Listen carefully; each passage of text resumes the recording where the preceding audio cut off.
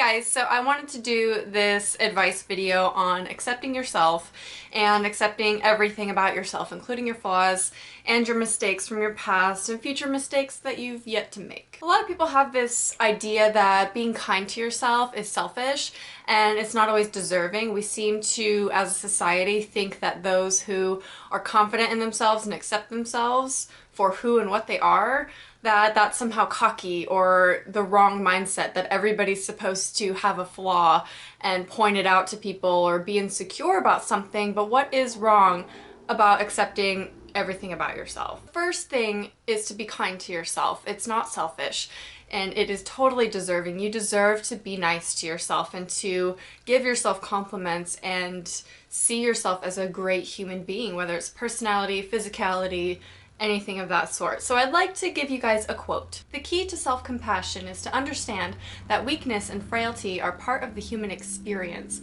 Coming to accept who you are involves loving yourself because of your flaws, not in spite of them. You wouldn't talk to a friend or a loved one the way you talk to yourself, so why treat yourself like that? It doesn't make any sense. If your friend failed, would you criticize them? You want to listen to the language you use when talking to yourself.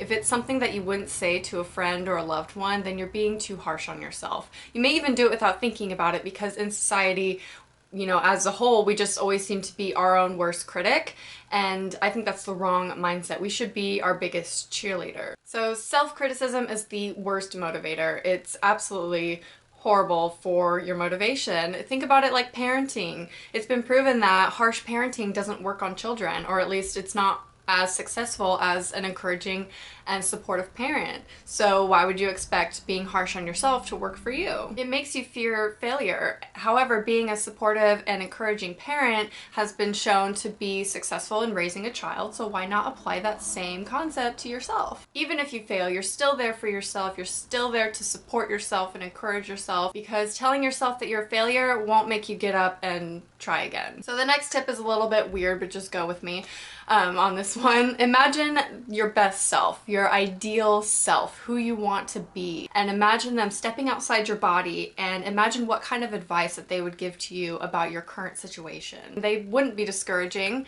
and they should teach you compassion for yourself, which is ultimately what you need to learn to do, is to love yourself. And imagining your best self can help you do that, because that person is all the potential that you already have. And I'm not talking about imagining a person you wish you could be, as in a completely different person, but the person you want to be, the best ideal self. If you had to write out what about yourself you want to be, that would be that person, and imagine them giving you advice about what they would do. So a mantra can also help if your inner self is being a little harsh. When it begins to start criticizing, just say, I am only human, I am doing the best I can do, and that is all I can do. Another quote I read, our mistakes and our imperfections are not bad or wrong or failures. They are the fingerprints of humanity and opportunities for learning, healing, and growth. Your mistakes make you who you are. If you made no mistakes and you didn't fail ever in your life, then you wouldn't learn anything and you wouldn't be the person you are today.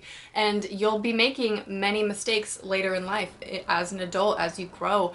You're always growing as a person, learning from mistakes and failures. You're gonna fail 10 times more in your life, 100 times more.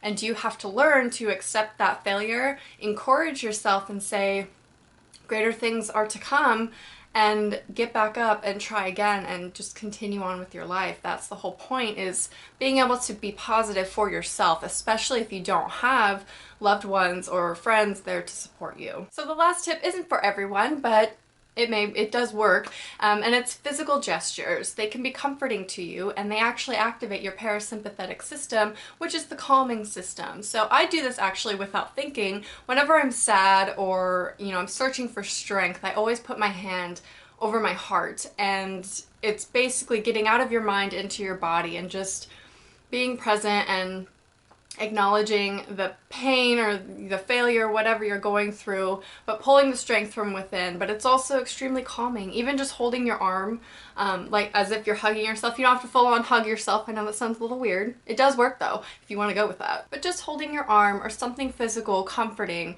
that a friend might do, you know, or you can be that person for yourself. Also, meditation works, and I know meditation's not for everybody. I may do a video on meditation if you think that would be helpful. Not everybody can meditate. I find that it really takes the right person and the right mindset, but you can train yourself to be that right person. And meditation is especially good for picturing your ideal self and your best self and giving yourself advice, because you kind of separate yourself from what's going on in the world and you look within and you bring yourself into that moment and give yourself advice. But it's easier if you picture it's somebody else. It's just another version of you, but a better version of you, which is totally attainable. That person that you imagine should have traits that are acquirable. So for instance, my person that I want to be is a happy, understanding human being and who is successful. And even when she's not successful, she's still positive and she still knows that there are better things to come. She's also a great therapist. So I hope these tips help you to get on the path to accepting yourself. There's nothing wrong with accepting who you are and being confident in who you are and what you are physically, but more importantly, who you are as a person. I think the person inside is so much more important than what's on the outside,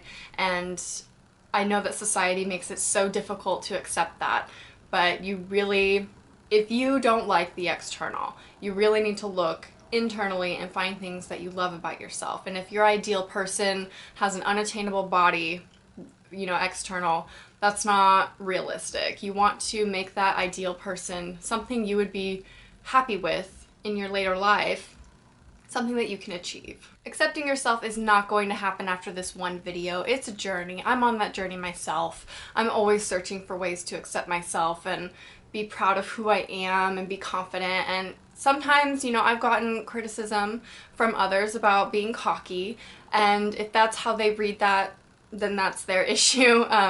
You know, it's taken me a long time, and if you're in your teens, I don't want to be super preachy, but I'm just saying it gets better when you reach your 20s. Just mentally, your brain isn't even done developing.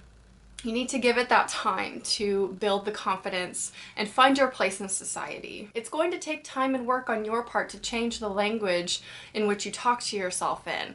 If you're hateful towards yourself, that's not benefiting anybody. If anything, you should be the most positive person in your life, not a friend or a boyfriend or a girlfriend or your parents or relatives, whatever. It should be you. You should be the most encouraging, supportive person in your own life. So learn to listen to your best self as much as possible. Your inner critic will still pop up in times when you're down and start criticizing, but you just have to reverse that and be like, I'm human.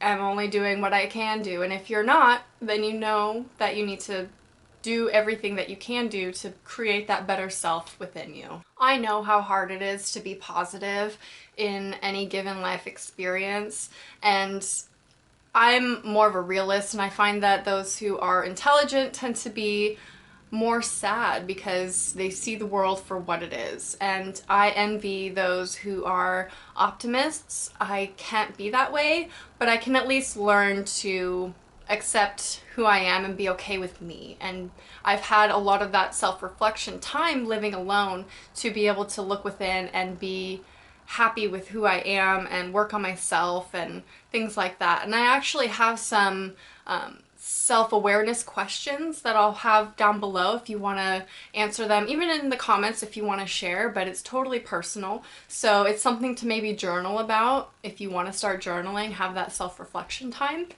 I'd recommend answering some of the questions in the description box to really find out who you are and start accepting who you are and be proud of that list and those answers, because that is you. Even your failures, your mistakes, that is you. I hope this was encouraging for some of you.